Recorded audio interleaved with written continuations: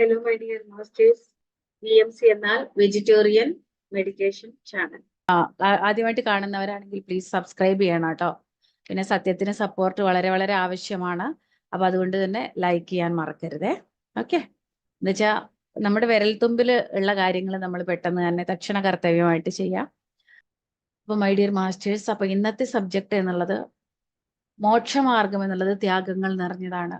ത്യാഗങ്ങളില്ലാതെ ഒരിക്കലും യാതൊരുവിധ അഭിവൃദ്ധിയും ഒരാളുടെ ജീവിതത്തിൽ ഉണ്ടായിട്ടില്ല.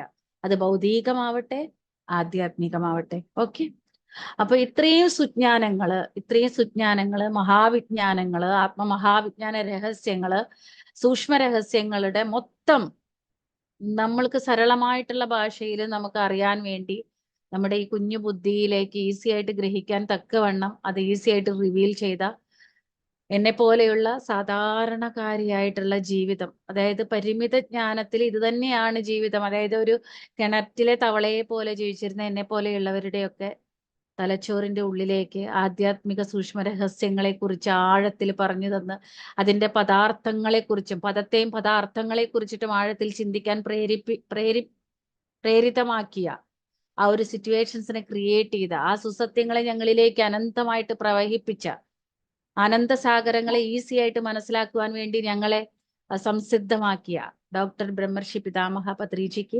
ഹൃദയപൂർവ്വം നന്ദി പറയുന്നു. അതേപോലെ തന്നെ ഈ ഭൂമിയിൽ ആത്മജ്ഞാനത്തിന്റെ മഹാവിപ്ലവങ്ങൾക്ക് വേണ്ടി ത്യാഗങ്ങൾ ചെയ്ത് ജന്മമെടുത്ത് ത്യാഗങ്ങളിലൂടെ ഈ ഒരു ദിവ്യ സന്ദേശങ്ങൾ പ്രപഞ്ച ശാന്തിക്ക് വേണ്ടി പ്രചരിപ്പിച്ച സകല ഗുരു പരമ്പരകൾക്കും ഹൃദയപൂർവ്വം നന്ദി പറഞ്ഞുകൊണ്ട്, ത്യാഗം എന്ന് പറഞ്ഞാല് നമുക്കറിയാം ഭൗതികമായിട്ട് പലരും അതെ ഇന്നത്തെ സ്ഥിതിയിലുണ്ട്.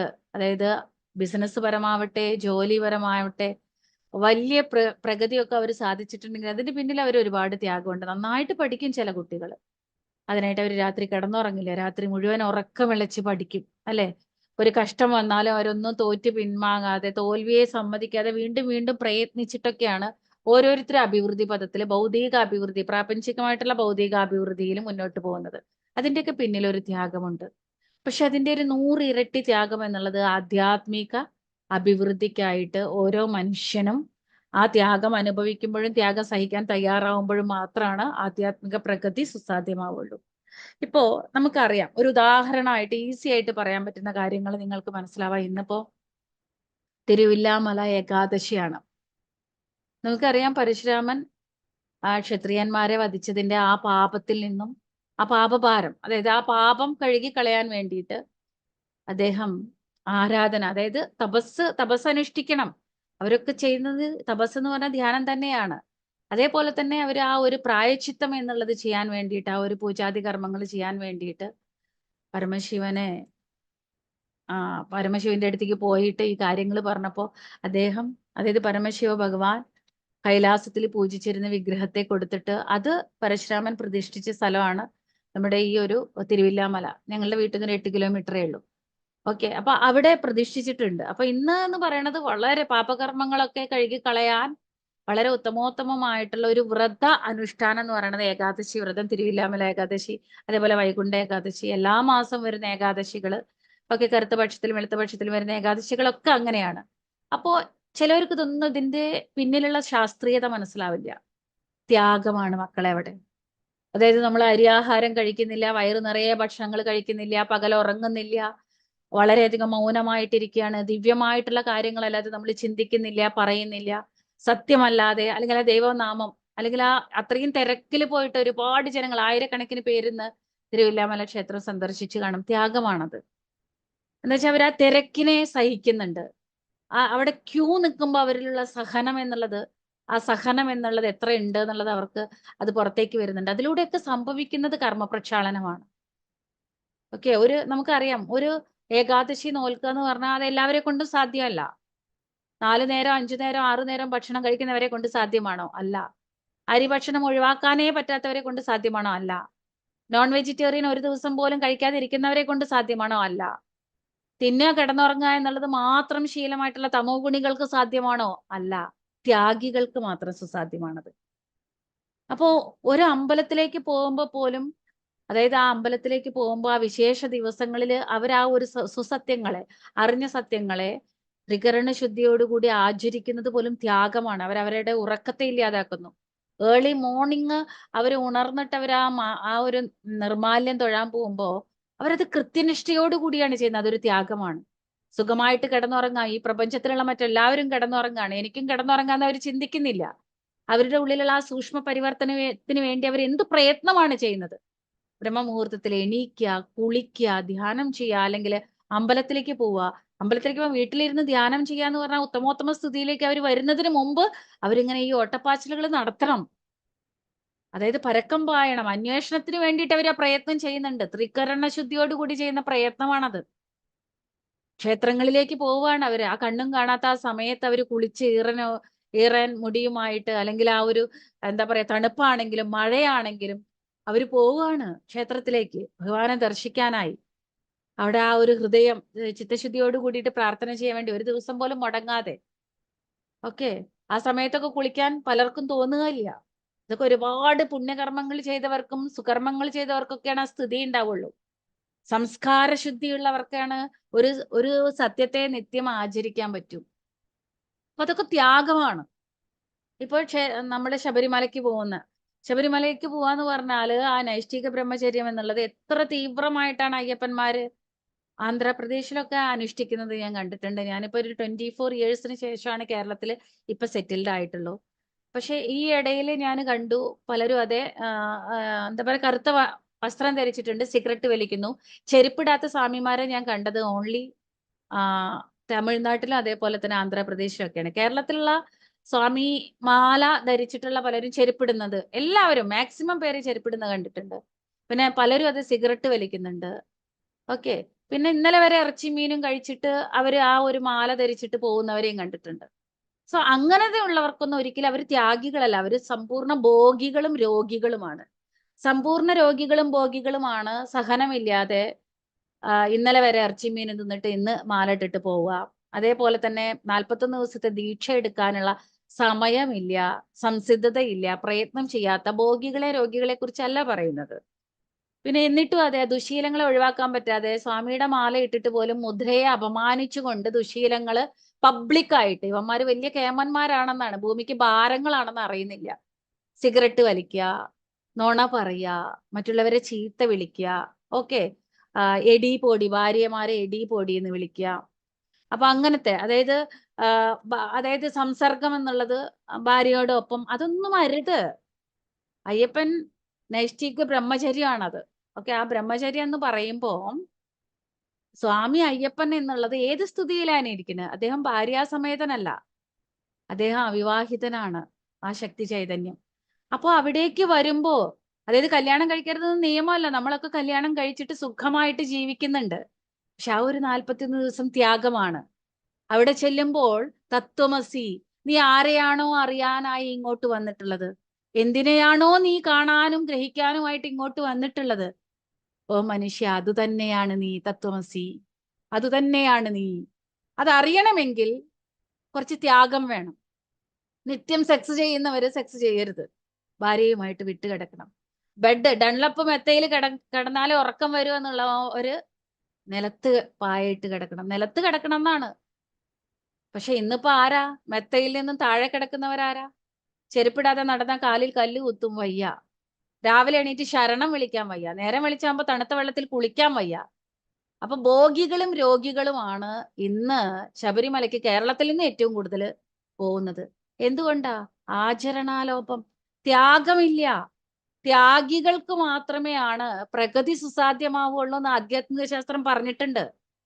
ഒരു ഗുരുസ്വാമിയുടെ അടുത്തേക്ക് ഒരു വ്യക്തി തന്റെ ഉള്ളിലുള്ള ശക്തിയുടെ സഹായം കൊണ്ട് പരാശക്തിയെ അറിയാൻ വേണ്ടി മാലയിട്ടിട്ട് വസ്ത്രം മാറി ഗുണങ്ങളെ ശുദ്ധീകരിച്ച് ദിവ്യമായിട്ടുള്ള വാസനകളാൽ, അതായത് ദിവ്യമായിട്ടുള്ള വാസന പറഞ്ഞ ഗുണമാണത്, സ്വഭാവശുദ്ധി, വാക്ശുദ്ധി, ആലോചനാശുദ്ധി, ഭാവശുദ്ധി, പ്രവൃത്തിശുദ്ധിയിലൂടെ 41 ദിവസം നീ ശുദ്ധ സസ്യാഹാരിയായി സത്യവുമായി മാത്രം സാങ്കത്യം ചെയ്ത്, ധർമ്മവുമായി മാത്രം സാങ്കത്യം ചെയ്ത്, അഹിംസയുമായി മാത്രം സാങ്കത്യം ചെയ്താൽ കുറച്ചെങ്കിലും നിന്നിലൊരു മാറ്റം വരും. നിന്റെ കുസംസ്കാരങ്ങളിൽ, ദുർഗണങ്ങളിൽ നിന്നും അവലക്ഷണങ്ങളിൽ നിന്നും കുറച്ചെങ്കിലും നീ മാറ്റം വന്ന് ഈ ത്യാഗമൊക്കെ സഹിച്ച് നീ ആ മല കയറി നടന്ന് മല കയറി വരുമ്പോ നിന്റെ അഹം വേർപ്പിലൂടെ ഞാൻ എന്ന ഭാവം, എനിക്കെല്ലാം അറിയാമെന്ന അഹങ്കാരം, നിന്റെ ഉള്ളിലുള്ള ആ ദുർഗുണങ്ങൾ അവലക്ഷണങ്ങളൊക്കെ ഒന്ന് ശമിക്കുമ്പോൾ നീ അവിടെ ആ ഒരു ക്ഷേത്രാങ്കണത്തിലേക്ക് എത്തിപ്പെടാനുള്ള മിനിമം അർഹതയുണ്ട്.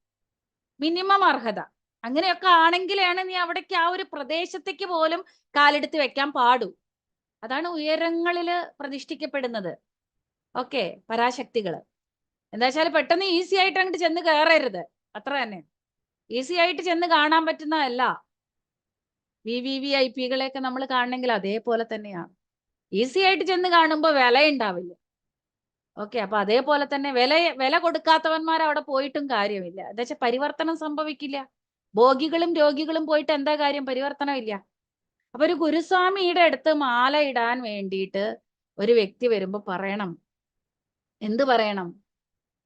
നീ നിന്റെ ഉള്ളിലുള്ള ശക്തി ചൈതന്യത്തിന്റെ സഹായത്താൽ, അത് ആ ശക്തിയുമായി നീ സാങ്കത്യം ചെയ്യുമ്പോഴാണ് അവിടെയുള്ള ആ ഒരു മഹോന്നത ചൈതന്യം അയ്യപ്പസ്വാമിയെ നിനക്ക് അറിയാൻ പറ്റുള്ളൂ. അവിടെ ചെന്ന് കഴിയുമ്പോൾ അത് ഹൃദയക്ഷേത്രത്തിൽ നിനക്ക് ദർശന സൗഭാഗ്യം എന്നുള്ളത് കിട്ടുള്ളൂ. അതിനെ ആ അന്തരംഗത്തിൽ അനുഭവിക്കാൻ, എന്റെ അന്തർപ്രപഞ്ചത്തിൽ അന്തരാത്മാവിൽ ആ ദർശനം എന്നുള്ളത് നിനക്ക് ലഭിക്കണമെങ്കിൽ ചിത്തശുദ്ധിയോട് കൂടിയിട്ട് നീ ഈ ഒരു അനുഷ്ഠാനങ്ങളെ അനുഷ്ഠിക്ക്. സനാതന ധർമ്മങ്ങളെ വിശ്വനിയമങ്ങൾക്ക് അനുകൂലമായി വിനയവിധേയനായിട്ട് ഈ കർമ്മം ചെയ്യണം. ഈ 41 ദിവസം നീ നോൺ വെജ് കഴിക്കാൻ പാടില്ല എന്നുള്ളതല്ല. ഇനി ഒരിക്കലും ആ മല കയറി ഇറങ്ങിയവര് ഒരിക്കലും ജീവിത അവസാനം വരെ, അവസാന ശ്വാസം വരെ നോൺ വെജ് കഴിക്കരുത്. ഒരു ജീവിയെയും ഹിംസിക്കരുത്. എന്താ വെച്ചാൽ മൈത്രിയാണ്, മിത്രധർമ്മത്തെയാണ് നമ്മൾ പഠിപ്പിക്കുന്നത്. ക്രൂര മൃഗങ്ങളെ പോലും മിത്രങ്ങളാക്കിയവനാണ് അയ്യപ്പസ്വാമി. ഓക്കെ, അപ്പോ അതായത് അപ്പൊ പാമ്പിനെ മാലയാക്കിയ പരമശിവ ഭഗവാൻ, അതേപോലെ സിംഹാവതാരങ്ങളുണ്ട്. സിംഹത്തിനെ വാഹനമാക്കിയവര്, എലിയെ വാഹനമാക്കിയവര്, മയിലിനെ വാഹനമാക്കിയവര്. ഓക്കെ, ഓരോരുത്തരും കാളയെ വാഹനമാക്കിയവര്. ഓരോരുത്തരും എന്തുകൊണ്ടാണ് ആ മൃഗങ്ങളെ വാഹനമാക്കിയിട്ടുള്ളത്? അല്ലെങ്കിൽ അവരുമായിട്ട് ആ മൈത്രി, ആ ദിവ്യ മൈത്രിയാണ് നമ്മൾ കാണേണ്ടത്. നമ്മുടെ ഈ ഒരു ഇന്ത്യയുടെ തന്നെ ദേശീയ പക്ഷിയാണ് മയിൽ. മറ്റു ദേശങ്ങളിൽ മയിൽ ദേശീയ പക്ഷിയല്ല. പക്ഷെ ഒരു ഇന്ത്യക്കാരൻ മയിലിനെ കൊന്നു തിന്നുന്നത് യൂട്യൂബില് കാണിക്കാൻ ധൈര്യമുള്ള അജ്ഞാനികൾ ഇന്ന് ഭൂമിയിൽ സരളമായിട്ട് തെറ്റുകൾ ചെയ്യുന്നത് നമ്മളെ കാണുന്നുണ്ട്, അല്ലേ? അത് ദിവ്യമൈത്രിയുടെ ഒരു ഭാഗമാണ്. മയിൽ എന്നുള്ളത് ദേശീയ പക്ഷിയാണ്. അത് നമ്മൾ ഏത് നാട്ടിൽ ചെന്നാലും, ഏത് രാജ്യത്ത് ചെന്നാലും ബുദ്ധി നശിക്കരുത്. ബുദ്ധി നശിച്ചു കഴിഞ്ഞാൽ അവൻ അവിവേകിയാണെന്നർത്ഥം, അവൻ അജ്ഞാനിയാണെന്നർത്ഥം. അവൻ മയിലിനെ പൊരിക്കുന്നതും തിന്നുന്നതും മയിലിറച്ചി തിന്നുന്നതും യൂട്യൂബിൽ റീലിടുമ്പോ ഒരു ഭാരതീയൻ അങ്ങനെ ചെയ്യില്ല. ഒരു ഭാരതത്തിൽ പിറന്നവൻ അങ്ങനെ ചെയ്യില്ല. ഒരു സത്യത്തെ അറിഞ്ഞവൻ അങ്ങനെ ചെയ്യില്ല. വിശ്വ നിയമങ്ങളുടെ മുകളിൽ സദാ ആദരവുള്ളവൻ അങ്ങനെ ചെയ്യില്ല. എന്താ വെച്ചാൽ അവൻ എവിടെ ചെന്നാലും ഈ മൂലവേര് മറന്നു പോവാതെ ഇരിക്കണമായിരുന്നു. മൂലവേര് ഭാരതമാണ്. ഇവിടുന്ന് ജന്മമെടുത്തിട്ട് ഇവിടുത്തെ നിയമങ്ങളെ ആദരിച്ച് ജീവിച്ചവൻ മറ്റെവിടെ പോയാലും അതിന് ബ്രേക്ക് ചെയ്യാൻ അവന് പറ്റില്ല. എത്ര നാവിന്റെ നുണത്തങ്ങളില് തെറ്റ് ചെയ്യുമ്പോഴും ആ തെറ്റ് മറ്റുള്ളവരെ അറിയിക്കുമ്പോ ആ അഹങ്കാരത്തിന്റെ പാരമ്യത, സൃഷ്ടിക്ക് വിരുദ്ധമായി നീ ചെയ്തു കൂട്ടുന്നതെല്ലാം ഭൂമിക്ക് ഭാരമായി കൊണ്ടിരിക്കുന്ന നീ എന്നാണ് തിരിച്ചറിയുക? ഈ ഭൂമിയുടെ ഭാരമായ നിങ്ങളെയൊക്കെ തുടച്ചു നീക്കുന്നതിന് മുമ്പെങ്കിലും നീ സത്യങ്ങളെ അറിയുക എന്നുള്ളത് പറഞ്ഞു കൊടുക്കാൻ ഒരാളില്ല. ക്ലാപ്സ് ചെയ്യാൻ ആൾക്കാരുണ്ട്. വെരി ഗുഡ്, ഞങ്ങൾക്ക് അവിടെ നിന്ന് എത്തിപ്പെട്ടിട്ട് തിന്നാൻ പറ്റില്ലല്ലോ എന്ന് പറയാൻ ആൾക്കാരുണ്ട്. അതരുത് എന്ന് പറയാൻ ആൾക്കാരില്ല. ഒരു സെക്കൻഡ്.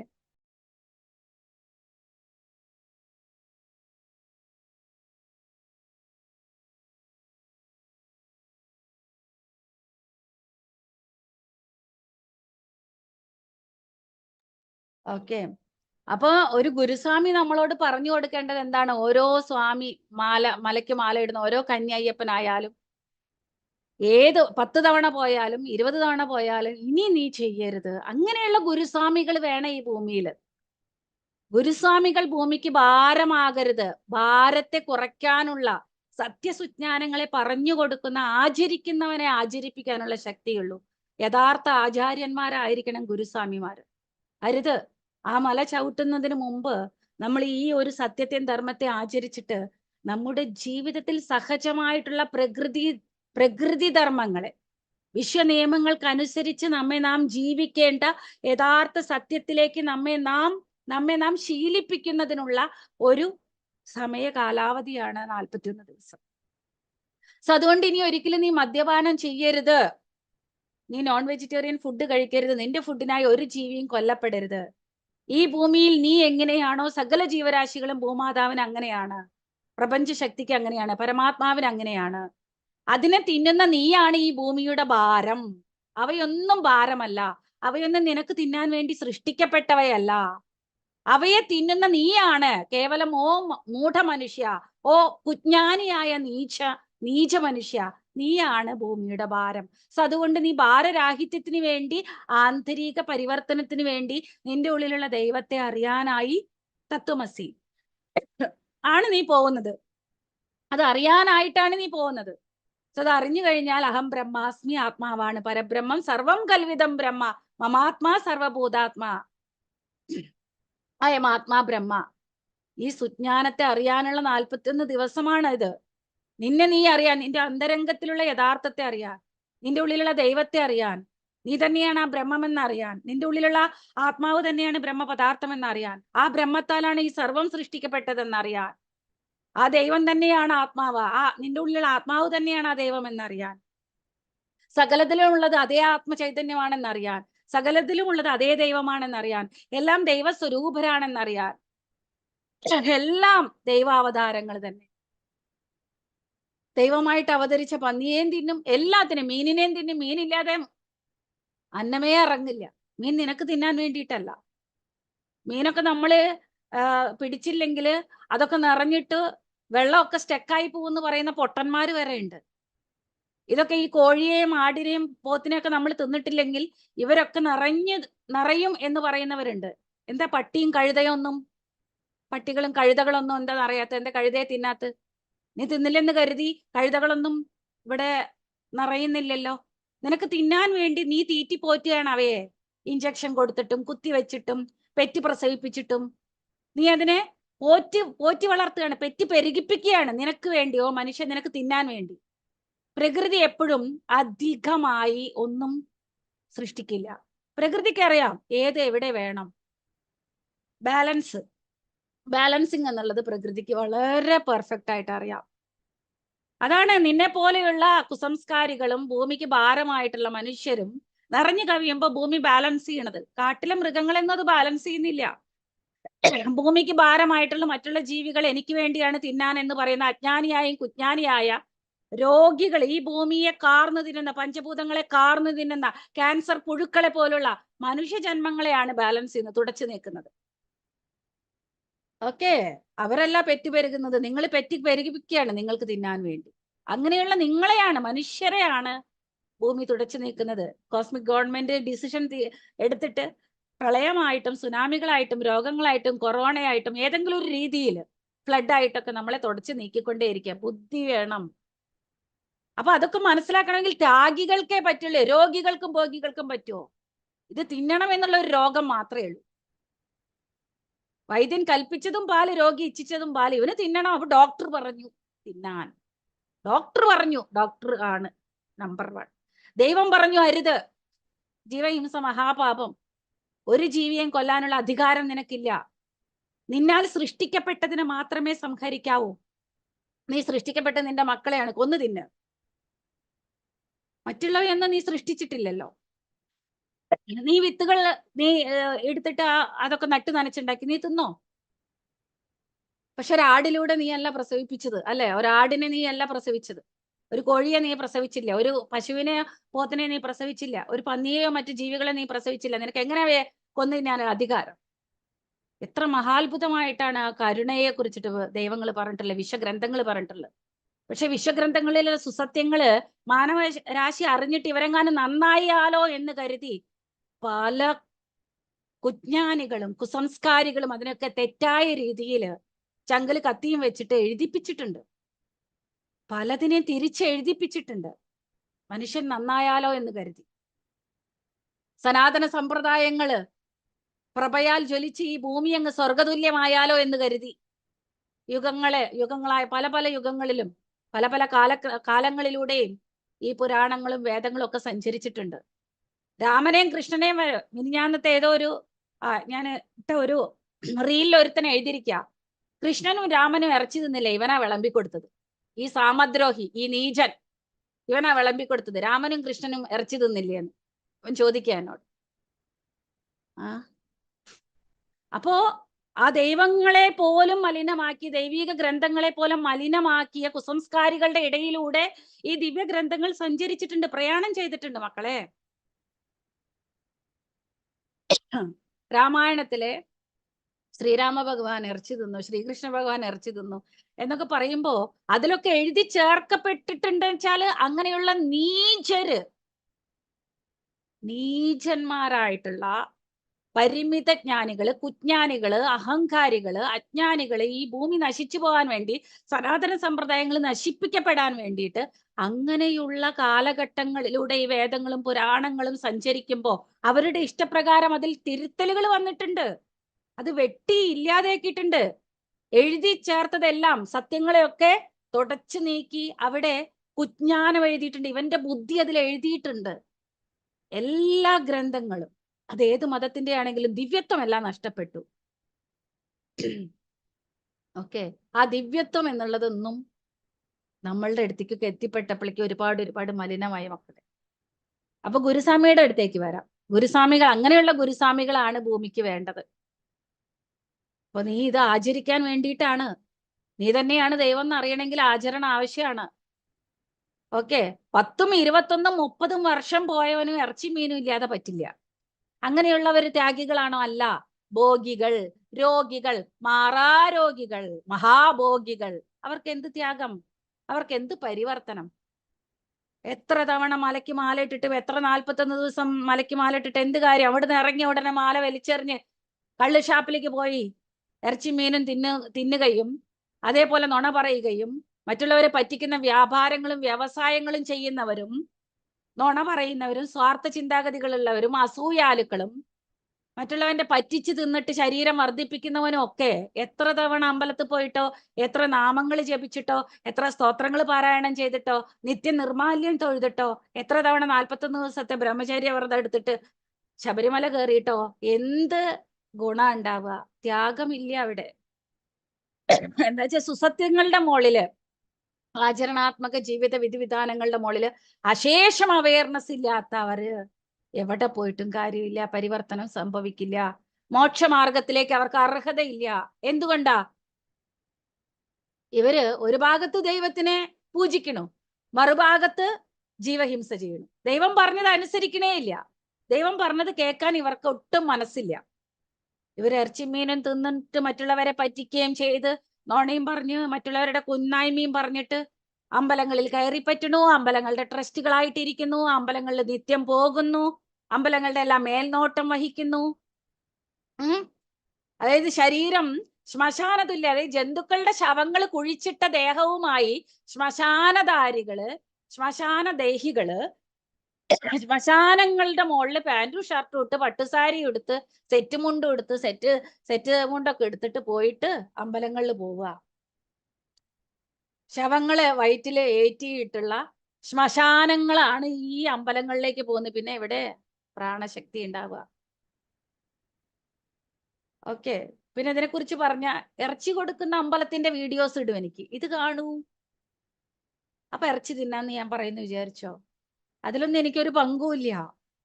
കുരുതി കൊടുക്കുന്ന നെഗറ്റീവ് ഫോഴ്സ്, അതായത് ഒരു എനർജി പ്രോഗ്രാമിംഗ് ചെയ്തതിനെ കുറിച്ചിട്ട് എനിക്ക് ചോദിക്കാം. ഈ പറഞ്ഞതൊന്നും അവർക്ക് വേണ്ട. ഇവരെന്ത് ചെയ്യണു? മുത്തപ്പന് കള്ളും മീനും ആണല്ലോ അവിടെ, കോഴിയിറച്ചിയാണല്ലോ കൊടുക്കുന്നത് അവിടെ. പിന്നെ ചോദ്യങ്ങളായി. അതുകൊണ്ട് തന്നെ ഉത്തരം മുട്ടിക്കുന്ന ചോദ്യങ്ങളുടെ മുമ്പില് ഒന്നും എനിക്ക് പറയാനില്ല. നിങ്ങളുടെ ഇഷ്ടം. പറയാനുള്ള സത്യങ്ങളൊക്കെ പറഞ്ഞു കഴിഞ്ഞു. VMC സൃഷ്ടിക്കപ്പെട്ടത് തന്നെ വെജിറ്റേറിയനിസത്തിന്റെ മഹാ ആവശ്യകത. ചില അവന്മാര് വന്നിട്ട് പറയും ഇത് ജാതി മതങ്ങൾക്ക് അവനവന്റെ ഇഷ്ടപ്രകാരമല്ലേ. ഇവനോട് ചോദിച്ചോ? പക്ഷെ അവന്റെ ആ കുജ്ഞാനം, അവനാ വിഷം പ്രസംഗിക്കാൻ വേണ്ടിയിട്ട് വരാതെ പറ്റില്ല. ജാതി മതങ്ങൾക്ക് അവരുടെ വിശ്വാസ വ്യവസ്ഥകൾക്ക് അവര് തിന്നും. ഒരള്ളാഹും പറഞ്ഞിട്ടില്ല. അള്ളാഹു രക്തത്തെയും മാംസത്തെയും ഇഷ്ടപ്പെടുന്നില്ല എന്ന ഖുറാനിൽ പറഞ്ഞിട്ടുള്ളത്. പക്ഷെ അതൊന്നും പുറത്തേക്ക് കണ്ടിട്ടില്ല. ജീസസ് പറഞ്ഞുള്ളത് നിന്നെ പോലെ നിന്റെ അയൽക്കാരനെ സ്നേഹിക്കുക എന്ന് പറഞ്ഞിട്ട് ആട്ടിൻകുട്ടിയെ എടുത്ത് അല്ലെങ്കിൽ ആട്ടിൻകുട്ടീനെ ഇറച്ചി വെച്ച് തിന്നുന്നല്ല ജീസസ് പറഞ്ഞിട്ടുള്ളത്. നിന്നെ പോലെ നിന്റെ അയൽക്കാരനെ സ്നേഹിക്കുക, കാരണം അടുത്തുള്ളവനെ പോയി കെട്ടിപ്പിടിച്ചിട്ട് അവനെ സ്നേഹിക്കാന്നല്ല. അയൽക്കാരൻ എന്ന് പറഞ്ഞ സഹജീവികളെ. അതിന് ജീസസ് ക്രിസ്ത്യാനിറ്റി എന്ന് എഴുതിയിട്ടില്ലേ? ജീസസ് പറഞ്ഞതല്ലല്ലോ ബൈബിളിൽ വന്നിട്ടുള്ളത്. പറഞ്ഞത് ഗ്രഹിച്ചവര്, അവരുടെ കാലാനുസാരം, പിന്നെന്താണ് അവരുടെ ഇഷ്ടം, അവരുടെ ബുദ്ധി ഒക്കെ എല്ലാ വേദങ്ങളിലും ആ ഒരു സുജ്ഞാനങ്ങൾ ഇവരുടെ ബുദ്ധിക്കനുസരിച്ച്, ഇവർ മനസ്സിലാക്കിയതനുസരിച്ച്, ഇവരുടെ ഇഷ്ടങ്ങൾക്കനുസരിച്ച്, ഇവരുടെ താല്പര്യങ്ങൾക്കനുസരിച്ച്, ഇവരുടെ ബലഹീനതകൾക്കനുസരിച്ച് ഇവർ എഴുതിയുണ്ടാക്കി. ഖുറാനാണെങ്കിലും ബൈബിൾ ആണെങ്കിലും മറ്റു വേദങ്ങളാണെങ്കിലും ഗ്രന്ഥങ്ങളെല്ലാം മാറ്റിമറിക്കപ്പെട്ടു. അങ്ങനെ മലിനമായി വന്നു നമ്മളുടെ അടുത്ത്. ഇതാണ് സത്യം എന്ന് പറയാൻ ഭീകരവാദികളെ പോലെയാണ് ഓരോരുത്തർ സംസാരിക്കുന്നത്. രാമായണത്തിൽ രാമൻ ഇറച്ചി തിന്നു എന്ന് പറയുന്നത് ഒരു ഹിന്ദുവാണ് ഇരുന്നിട്ട്. അശേഷം നാണം ഇല്ല, അശേഷം തിരിച്ചറിവില്ലാത്ത ഒരുത്തനെ ഇരുന്നിട്ട് പറയത് കേൾക്കാൻ കുറെ കുജ്ഞാനികളും അജ്ഞാനികളും കമന്റ് ഇടാനും സന്തോഷിക്കാൻ. രാമൻ ഇറച്ചി തിന്നു, ഞാനും തിന്നു. രാമൻ ധർമ്മത്തെ പരിപാലിച്ചവനാണ്. നിനക്ക് ധർമ്മത്തെ പരിപാലിക്കാൻ പറ്റുമോ? പിതാവിന്റെ വാക്ക് പരിപാലന ചെയ്തവനാണ്, നിനക്ക് പറ്റുമോ? രാമരാജ്യത്തിൽ എന്തൊക്കെ സർവസമ്പത്തുകളും സകല ശാന്തിയും ഉണ്ടായിരുന്നു, നിന്നെ കൊണ്ട് പറ്റിയോ? കുടുംബത്ത് സമാധാനം ഉണ്ടാക്കാൻ പറ്റുമോ? പെറ്റ തന്തയും തള്ളയും സമാധാനത്തിന് സന്തോഷത്തിൽ ഒരു നേരത്തെ ഭക്ഷണം കൊടുക്കാൻ അവരുടെ അടുത്ത് സ്നേഹത്തോടെ അമ്മയെന്ന് വിളിച്ചിരിക്കാൻ നിനക്ക് പറ്റിയോ? എന്നിട്ട് നീയാണ് കിടന്ന് വിളമ്പുന്നത്, വിഷം ഛർദ്ദിക്കുന്നത് കമന്റ് ബോക്സുകളിൽ വന്ന്. അല്ലെങ്കിൽ പ്രഭാഷണം ചെയ്യാൻ വേണ്ടിയിട്ട് മൈക്ക് കൊടുത്താൽ മതി, അജ്ഞാനങ്ങളെ ഛർദ്ദിച്ചുകൊണ്ടിരിക്കും. സത്യം പറയാനൊക്കെ ശക്തി വേണം. അതൊരു 1.5 ജന്മം ജനിച്ചവർക്കേ സത്യം പറയാൻ പറ്റും. ഓക്കെ, ത്യാഗത്തെ കുറിച്ച് പറഞ്ഞു കൊടുക്കണം. ഇറച്ചി മീൻ ഉപേക്ഷിക്കാൻ വയ്യ, അവൻ വലിയ അമ്പലവാസിയാ. ത്യാഗം ചെയ്യാൻ പറ്റില്ല. ബ്രഹ്മമുഹൂർത്തത്തിൽ എണീക്കാൻ വയ്യ, കെട്ടൊന്നും ഉറങ്ങിയിട്ട് 8 മണി 9 മണിക്ക് എണീക്കുക, അമ്പലത്തിലെ മെയിനാ. നാണം വേണം, അരശ് പുളി നാണം മാനം ഇതൊക്കെ വേണം മനുഷ്യനായ.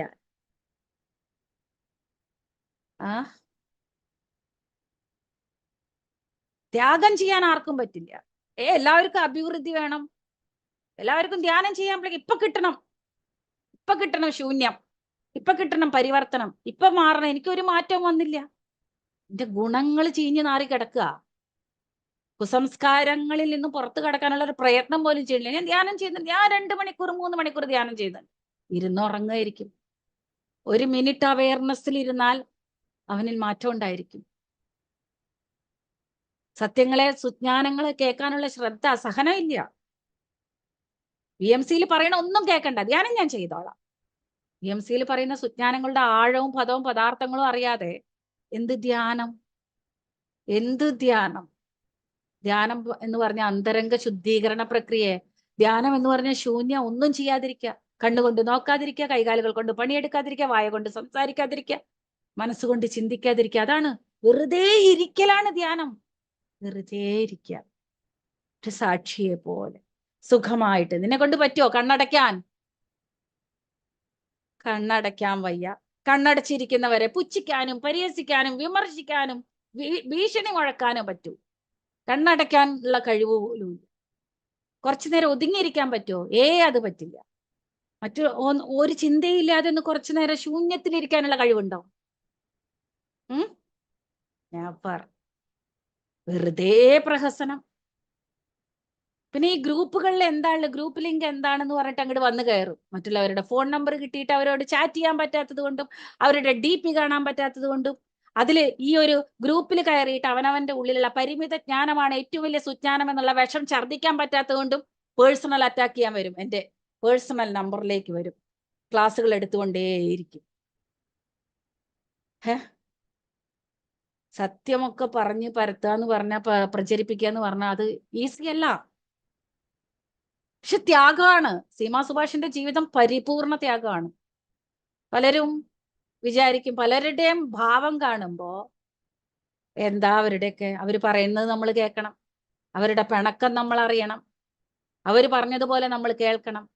ഇതിന്റെ പിന്നിലുള്ള ത്യാഗത്തെ കുറിച്ചൊന്നും അവർക്കറിയില്ല. VMC ഒരാളുടെയും മുമ്പിൽ അടിയറവ് പറയാനുള്ളതല്ല. സീമ സുഭാഷ് ഒരാളുടെ ഇഷ്ടത്തിന് ജീവിക്കാനുള്ള വ്യക്തിയല്ല. അത് എല്ലാവരും മനസ്സിലാക്കിയിരിക്കണം. ഓക്കെ, എന്നെ വ്യക്തിയായി കാണുന്നതൊക്കെ നിങ്ങളുടെ സ്ഥിതി. പക്ഷെ എന്നിലൂടെ പറയപ്പെടുന്ന ശക്തിയെക്കുറിച്ചിട്ടും സുജ്ഞാനത്തെക്കുറിച്ചിട്ടും അതിനെക്കുറിച്ചിട്ടൊന്നും മനസ്സിലാക്കാതെ തോന്നിയ പോലെ കാണുകയും പറയുകയൊക്കെ ചെയ്താൽ ബി അവെയർ. അതുകൊണ്ടാണ് എന്നെ ആയിട്ട് സാങ്കത്യം ചെയ്യുമ്പോൾ വളരെയധികം ശ്രദ്ധിക്കണം. വളരെയധികം ശ്രദ്ധിക്കണം. ശക്തിയുമായി, നിങ്ങളുടെ ഉള്ളിലുള്ള ശക്തിയുമായി സാങ്കത്യം ചെയ്യും. ത്യാഗം ചെയ്യും. രാവിലെ 7-8 മണി വരെയും കിടന്നുറങ്ങല. 3 മണിക്ക് എണീക്കും. 2:30 മണിക്ക് എണീറ്റിട്ട് 2:45 കുളിച്ചിട്ട് ഇരിക്കാൻ നിങ്ങൾക്ക് പറ്റുന്നുണ്ടോ? ആർക്കെങ്കിലും പറ്റുന്നുണ്ടെങ്കിൽ അവർ സൗഭാഗ്യമുള്ളവർ. ഒരു പൂർവ്വജന്മം കൊടുത്തു വെച്ചിട്ടുണ്ട്. ഈ ജന്മത്തിൽ ആധ്യാത്മിക പ്രഗതിക്ക് അവർ ത്യാഗം ചെയ്യാൻ തയ്യാറായവരാണ്.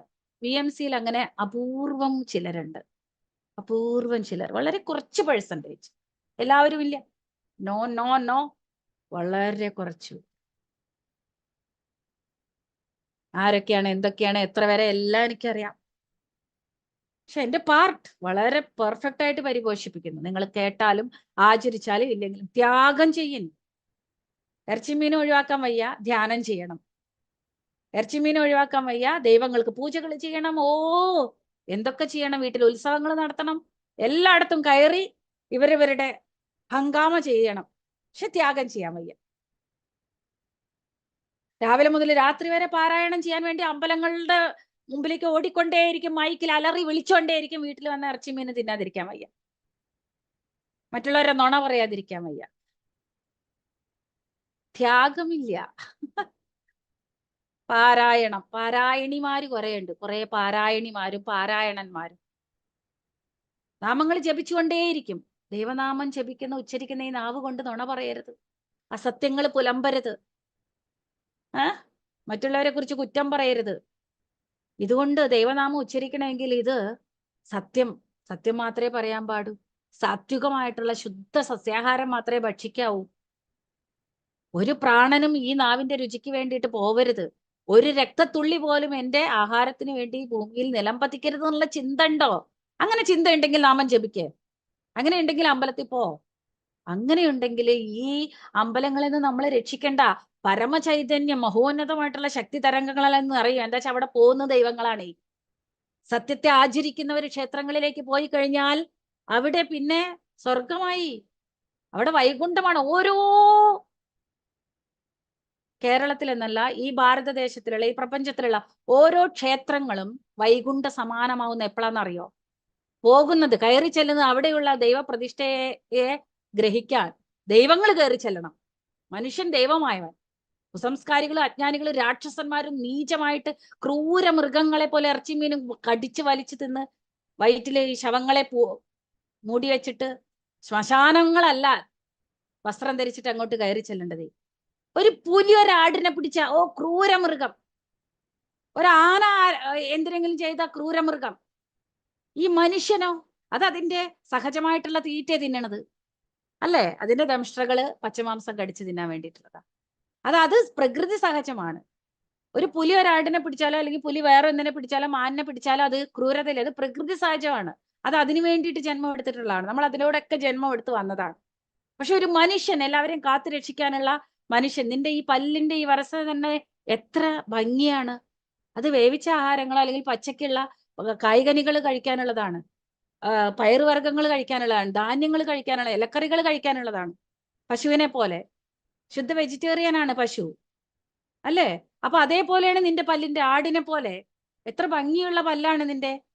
പക്ഷെ എന്നിട്ടാണ് ഈ ക്രൂരമൃഗമായ ഈ മനുഷ്യൻ ഒരു പുലിയെ ക്രൂരമൃഗം എന്ന് വിളിക്കുന്നത്. അരേ ബാബാ, കാലികാലം. അതായത് ഒരു ക്രൂരമൃഗം മറ്റൊരു സഹജമായി ജീവിക്കുന്ന ഒരു ജീവിയെ ക്രൂരമൃഗം എന്ന് വിളിക്കുന്നു. ഈ ഭൂമിയിലെ ക്രൂരമൃഗങ്ങൾ കേവലം മനുഷ്യനാണ്. മനുഷ്യൻ നീയാണ്. മറ്റു മൃഗങ്ങളെയൊക്കെ ഉണ്ടാക്കി വേട്ടയാടി തിന്നുകൊണ്ടേയിരിക്കുന്ന നീയാണ് ക്രൂരമൃഗം. സത്യങ്ങളെ ആചരിക്കുവാൻ, ത്യാഗം ചെയ്യാൻ കഴിയാത്ത ഭൂമിക്ക് ഭാരമായ നീയാണ് ക്രൂരമൃഗം.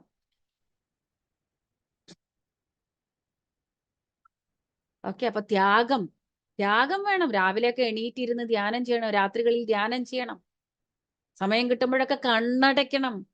സഹജമായിട്ട് നമ്മളിൽ സംഭവിക്കുന്ന ശ്വാസത്തിൽ ശ്രദ്ധിച്ചിരിക്കണം, ത്യാഗം ചെയ്യണം. അപ്പോഴും ഇരുന്നിട്ട് ആലോചിക്കുകയല്ല, അല്ലെങ്കിൽ മറ്റെന്തെങ്കിലും ചിന്തിച്ചിട്ട് സന്തോഷിക്കുകയല്ല. നമുക്ക് മറ്റ് പല തരങ്ങളിലാണ് താല്പര്യം, ഇൻട്രസ്റ്റ്, ആഗ്രഹങ്ങളെ അതെല്ലാം ചിന്തിച്ചു കൂട്ടിയിട്ട് സ്വയം സ്വപ്നാവസ്ഥയിൽ ലയിക്കുകയല്ല. കണ്ണടച്ച് ശ്വാസത്തിൽ ശ്രദ്ധിക്കണം, ത്യാഗം വേണം. മണിക്കൂറുകളോളം ഇരിക്കണം, ത്യാഗം വേണം. സത്യത്തെ ആചരിക്കണം, അറിഞ്ഞ സത്യം ഇന്ന് കേട്ടു നാളെ ആചരിക്കണം, ത്യാഗം. എല്ലാം എവിടെയാണോ ത്യാഗമുള്ളത് അവിടെ മാത്രമേ പ്രഗതിയുള്ളൂ. അത് മോക്ഷമാർഗം. മോക്ഷം ഇപ്പൊ കിട്ടണം. മോക്ഷം പൈസ കൊടുത്തിട്ട്, ആയിരങ്ങൾ കൊടുത്തിട്ട് മോക്ഷത്തിന് ആ ആക്ടിവേഷൻ, ഈ ആക്ടിവേഷൻ, ആ മെഡിറ്റേഷൻ, ഈ മെഡിറ്റേഷൻ. മോക്ഷമാർഗത്തിന് ത്യാഗമാണ് വേണ്ടത്. അവിടെ പണമല്ല, അവിടെ സമയം, സമർപ്പണം, ശ്രദ്ധ, തപന, ത്രികരണ ശുദ്ധി. വാക്കും പ്രവൃത്തിയും ഒന്നാവണം. ആലോചനയും വാക്കും പ്രവൃത്തിയും ഒന്നാവണം. ആചരണ വേണം. അതിനായി സമയം നീക്കി വെക്കണം. ഓക്കെ. എല്ലാവരും കിടന്നുറങ്ങുമ്പോ എണീറ്റിരിക്കണം, അവബോധത്തിലിരിക്കണം. ജ്ഞാന സമപാർജനയ്ക്കായി സ്വയം സംസിദ്ധമാകണം. ത്യാഗം ഒന്നും ചെയ്യാൻ പറ്റില്ല, മോക്ഷം കിട്ടണം. എന്തത് പോക്കറ്റിൽ നിന്ന് എടുത്തിട്ട് ഇങ്ങോട്ട് തരാൻ പറ്റുന്ന കാര്യം അത്? അങ്ങനെയാണെങ്കിൽ കോടിക്കണക്കിന് രൂപ ചെലവഴിച്ചിട്ട് പല കോടി കണക്കിന് പണമുള്ള ധനവാന്മാരും മോക്ഷം വാങ്ങിച്ചേനെ. ഇതൊന്നും എന്താ കിട്ടാത്തത്? ഇവിടെ മോക്ഷം വാങ്ങിക്കാൻ കിട്ടുന്നുള്ള ഒരു ബോർഡ് ഉണ്ടോ? കിട്ടില്ല. പണം കൊടുത്താൽ കിട്ടാത്തത് അത്. ത്യാഗം വേണം. സഹനത്തിലൂടെ, സ്വീയ പ്രയത്നത്തിലൂടെ. ത്യാഗികൾക്ക് മാത്രമാണ് അത് സുസാധ്യാവുള്ളൂ. ധ്യാനം ചെയ്യാൻ വന്ന് 1 മാസമായില്ല, 3 ദിവസമായില്ല, 1 മാസമായി, 1 വർഷമായി ചെയ്യുന്നു. ത്യാഗമില്ലാത്തവർക്ക് 1 വർഷമല്ല, 100 വർഷം ചെയ്താലും കിട്ടില്ല. ഞാൻ 4 വർഷമായിട്ട് ധ്യാനം ചെയ്യുന്നുണ്ട്, എനിക്ക് ഒരു അഭിവൃദ്ധി ഇല്ല. നിനക്ക് ത്യാഗമില്ല, നീ ധ്യാനമേ ചെയ്യുന്നില്ല. പലരും പറയാം ഞാൻ 21 വർഷമായിട്ട് ധ്യാനം ചെയ്യുന്ന, ഞാൻ 40 വർഷമായിട്ട് ധ്യാനം ചെയ്യുന്ന. സ്വഭാവം ഒരു വസ്തുവിന് കൊള്ളില്ല. നാവ് ഇങ്ങോട്ട് പുറത്തേക്ക് ഇട്ടുന്ന അടിച്ച് പല്ലു കഴിക്കാനേ തോന്നുള്ളൂ. അങ്ങനത്തെ കാര്യങ്ങളെ പറയും. മറ്റുള്ളവരെ എങ്ങനെയൊക്കെ ആ ഒരു കുറ്റങ്ങളെ കണ്ടുപിടിച്ചിട്ട് അതല്ല ഇത് ഞാനാണ് ശരിയെന്ന് പറയുന്നത്. സത്യങ്ങളെ പറയാൻ മാത്രം അവർക്ക് ധൈര്യമില്ല. സത്യങ്ങൾ പറയുന്നവരെ കുറ്റം പറയാൻ ഇവരെല്ലാം റെഡിയാ. എന്നുവെച്ചാൽ നുണയുടെ മറവിൽ ജീവിച്ചവന്മാർക്ക്, നുണയുടെ മറവിൽ കംഫർട്ടായിട്ട് ജീവിച്ചവർക്ക് സത്യം പറയുന്നവരെ ഇഷ്ടമില്ല. ഓക്കെ. അപ്പൊ സത്യം പറയുന്നവരെ എങ്ങനെയൊക്കെ അടിച്ചമർത്താൻ പറ്റും, എങ്ങനെയൊക്കെ തകർക്കാൻ പറ്റും, എങ്ങനെയൊക്കെ സ്റ്റോപ്പ് ചെയ്യാൻ പറ്റും, അതിന് ആൺ പെൺ ഭേദമില്ലാതെ എല്ലാവരും മുന്നിലുണ്ട്. എന്നുവെച്ചാൽ തിന്നണം, ഇത് തിന്നാൻ എനിക്ക് വേണ്ടിയിട്ടുള്ളതാണ്. ആകാശത്തിൽ പറന്നു നടക്കുന്ന പറവയും നീയും എനിക്ക് സമാനമാണെന്ന് പറഞ്ഞ ആവശ്യമില്ല. രക്തത്തെയും മാംസത്തെയും അള്ളാഹു ഇഷ്ടപ്പെടുന്നില്ല. കരുണയുള്ളവനാണ്. അതായത് ജീസസ് മരിക്കുമ്പോൾ പോലും, അതായത് ജീസസിനെ ആ ഒരു മരിക്കല്ല, വെരി സോറി, അദ്ദേഹത്തിന് ആ ഒരു മുൾക്കിരീടം വെച്ചിട്ട് ആണി തറയ്ക്കുമ്പോൾ പോലും പിതാവിനോട് പറഞ്ഞത്, പിതാവേ ഞാനും അവരും നിന്റെ മക്കൾ തന്നെയാണ്. അവർക്ക് ഇതിനെക്കുറിച്ച് അറിയില്ല, അവരുടെ അറിവില്ലായ്മയെ ക്ഷമിക്കണേ എന്ന് പറഞ്ഞ കരുണാമയൻ എങ്ങനെ ഇറച്ചിയും മീനും തിന്നാൻ പറയും? അപ്പൊ പറയും മീൻ പിടിച്ചു തന്നു, മീന് വീതം വെച്ചു. എന്നുവെച്ചാൽ ഇവർക്ക് ഇഷ്ടമുള്ളതുപോലെ, പലരും പല ഇഷ്ടങ്ങളിലാണ് അത് എഴുതിയാക്കിയത്. അതാണ് പഴയ നിയമങ്ങൾ പറയട്ടെ. പഴയതിനെ പുതിയതാക്കാൻ ആര് പറഞ്ഞു? ജീസസ് വന്നോ പുതിയ നിയമമാക്കാൻ? അപ്പൊ ആരാ ഈ പുതിയതാക്കി? അപ്പൊ നമ്മുടെ ഇഷ്ടപ്രകാരം, നമ്മുടെ താല്പര്യപ്രകാരം, നമുക്ക് മനസ്സിലായത്, നമുക്ക് ഈസി ആയത്, നമ്മുടെ ചാപല്യങ്ങൾക്കനുസരിച്ച്, നമ്മളുടെ ഇഷ്ടങ്ങൾക്കനുസരിച്ച്, നമ്മുടെ സൗകര്യങ്ങൾക്കനുസരിച്ച് എഴുതി പുതിയത്. ആരേ ബാബ?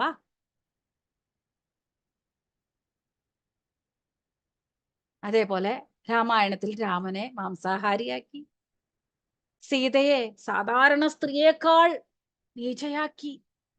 അയ്യോ, വലിയ എന്താ പറയാ, വക്താക്കള് സീതാമാതാവിനെ കുറിച്ച് പറയുന്നതൊക്കെ കേട്ട് കഴിഞ്ഞുണ്ടല്ലോ.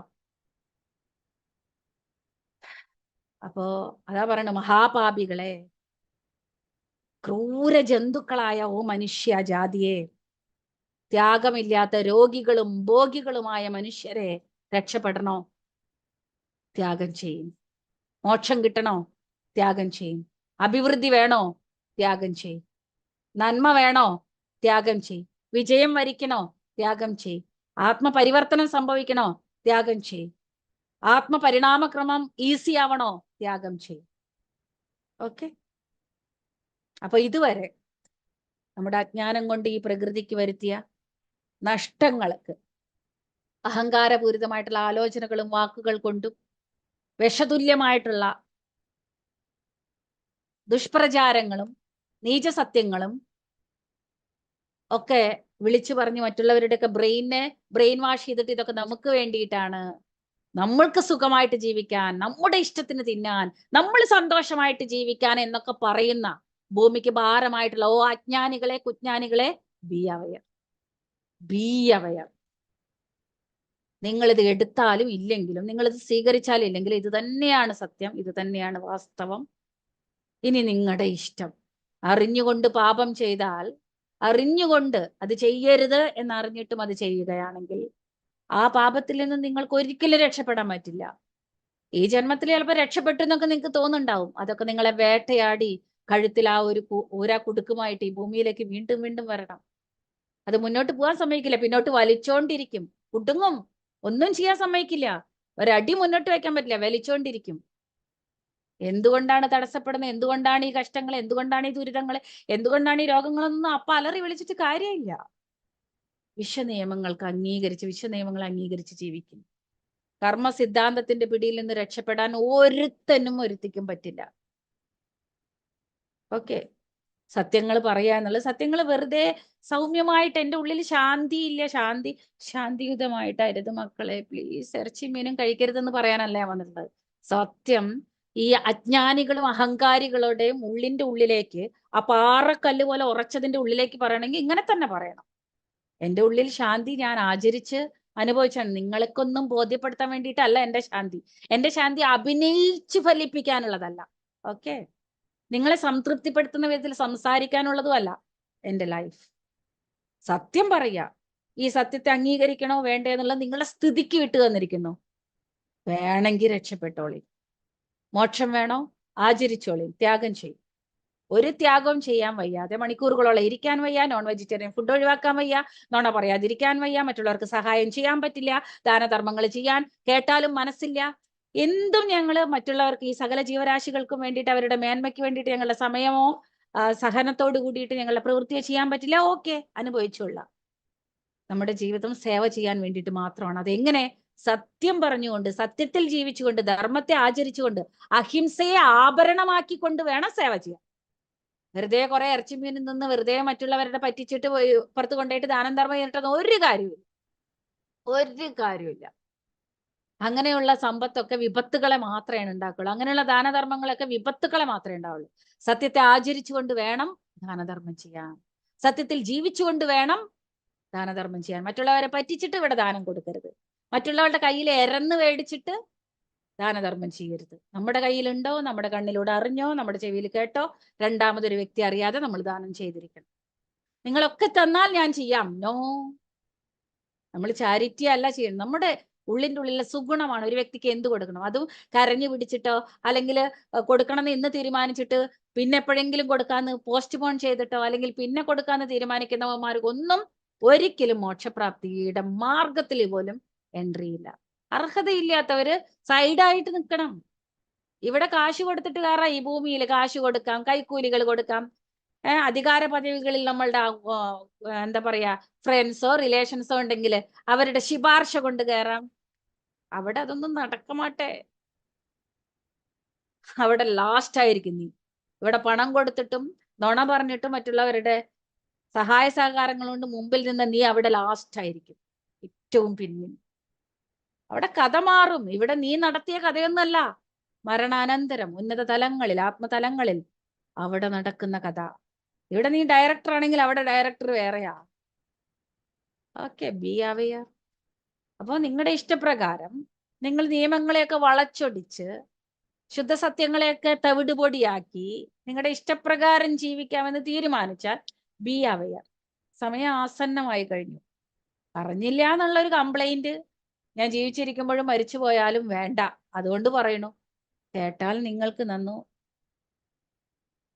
കേട്ടാലും നിങ്ങൾക്ക് നന്നു. ഓക്കെ മൈ ഡിയർ മാസ്റ്റേഴ്സ്, അപ്പൊ എല്ലാവരും ധ്യാനസ്ഥിതിയിലിരുന്ന് നമുക്ക് അമാവാസിയുടെ ഫസ്റ്റ് ഡേ മെഡിറ്റേഷൻ സ്റ്റാർട്ട് ചെയ്യാം. നൂതനമായിട്ട് ഒരു കാര്യം തുടങ്ങാൻ ഒരു സങ്കല്പം വയ്ക്കുക. ഓക്കെ, ഇത് ഞാൻ ഇന്ന് മുതൽ ആചരിച്ചിരിക്കും. അതിന് ഈ ഒരു മഹോന്നതമായിട്ടുള്ള അമാവാസി ശക്തിയെ, അതായത് അമാവാസിയുടെ ബിഫോർ ഡേ ആഫ്റ്റർ ഡേ എന്നുള്ള ആ മഹോന്നതമായിട്ടുള്ള ശക്തി തരംഗങ്ങളെ നമ്മുടെ ഉള്ളിലേക്ക്, നമ്മുടെ എത്രിക് ബോഡി പ്രാണമയ കോശത്തിലേക്ക് ആ പ്രാണശക്തി അപാരമായിട്ട് സ്വീകരിച്ചു കഴിഞ്ഞാൽ നമ്മൾ ഇന്നെടുത്ത തീരുമാനം നാളെ ആ തീരുമാനത്തിനെ നമ്മൾ ആചരിക്കാൻ നമ്മളെ ഒരു എന്താ പറയാ പാകമാക്കും. ഇന്ന് എന്നുള്ളത് തീരുമാനമെടുക്കും, നാളെ ആചരണത്തിന് വേണ്ടി നമ്മളെ പാകമാക്കുക.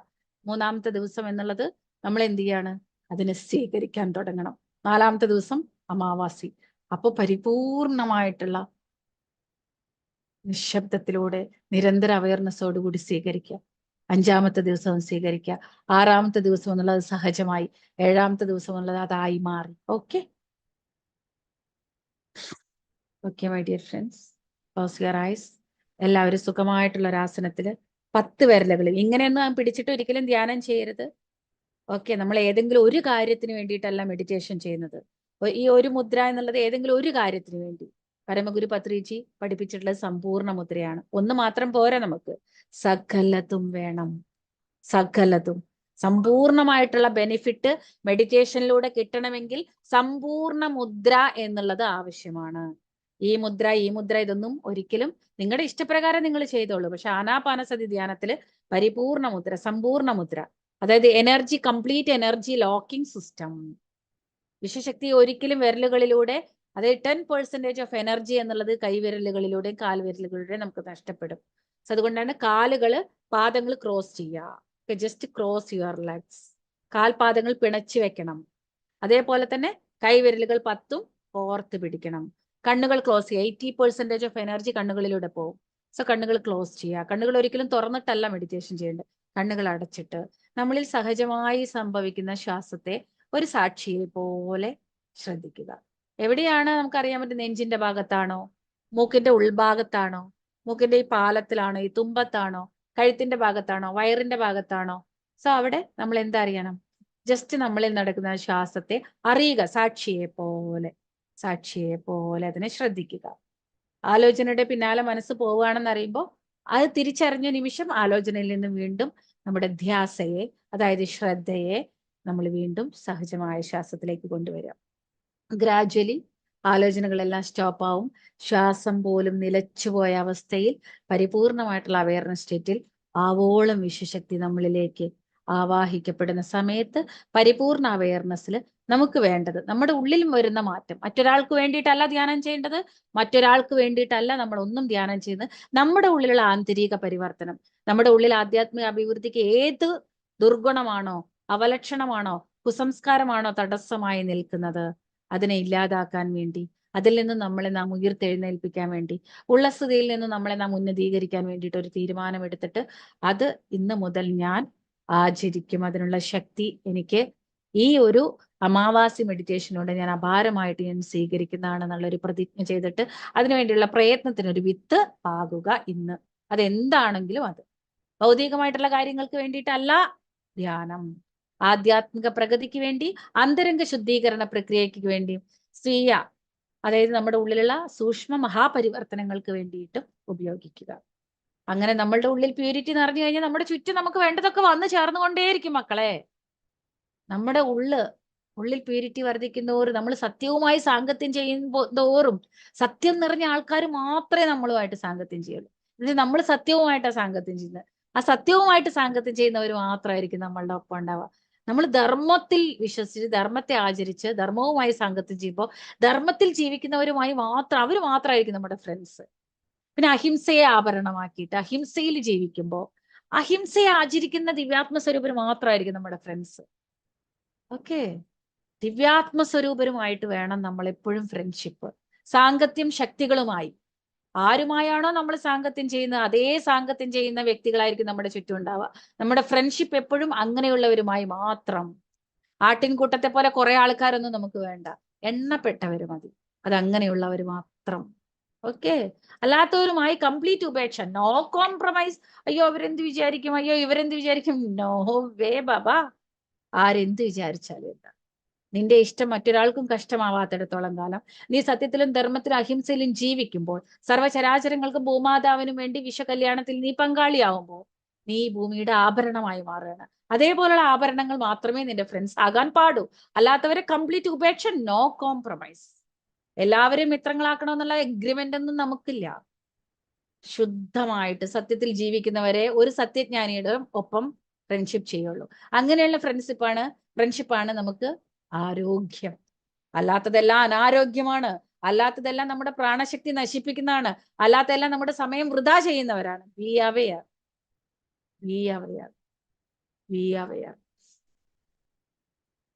സത്യം എപ്പോഴും കഠിനമാണ്. ആരംഗീകരിച്ചാലെങ്കിലും ഇത് തന്നെയാണ് സത്യം. ഓക്കെ.